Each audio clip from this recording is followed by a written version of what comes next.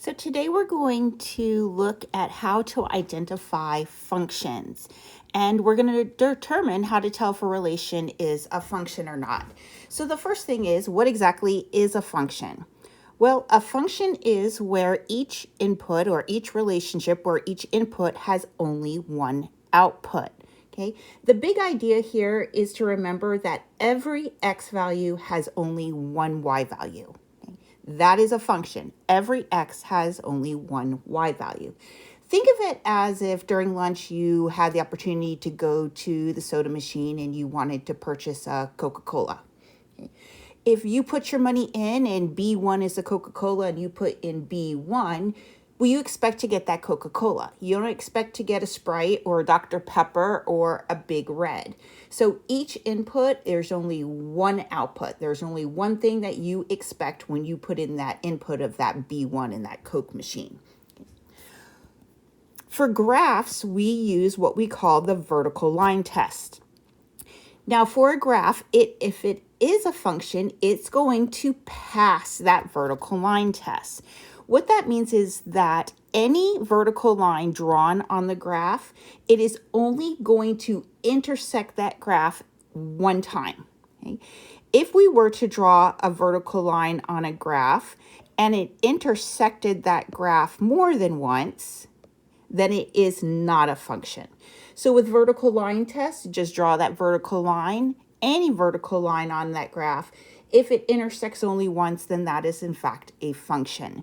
So let's take a look at some examples. Okay. So here's number one. I have a table. The first thing I'm going to do is I'm going to look at my x values. And remember, keeping the big idea that every x has only one y. What do you notice about these x values? Well, I'm hoping that you saw that here I have a 4, a 4, a 4. So I have multiple x values. This is now I'm going to look at my y. Okay. So at my first 4, when x is 4, my y is 20. Okay. The second, when x is 4, my y is 18. Now look at our big idea, which is every x has only one y value. This is not the case in this table, because when x is 4, y can be 20. When x is 4, y can be 18. And I can continue on the table even when x is 4, y is 16. Now, you could have started with the number 2, because here I have a 2 and 2, and same thing. When x is 2, well, y is 19, and when x is 2, y is 17. So this here is not a function, as every x value does not have only one y value. What about this next one? Well, same thing. The first thing I'm going to do is I'm going to look at all of my x values. So I have a -7, -6, -5, -4. I'm not even going to look at my y values at this point. Why? Because I just have single x values. They do not repeat. None of my x's are repeating. I have one -7, one -6, one -5, one -4. Okay? So here I know that this is a function. Okay? This is a function because every x value has one y value. Okay? Now let's take a look at our graph. Okay? We are going to use the vertical line test on this one to determine if our graph is a function. Okay?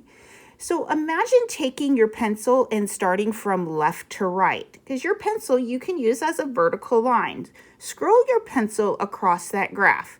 So if I would start here and I scrolled that pencil right across that graph, okay, well, it's only going to hit this point here.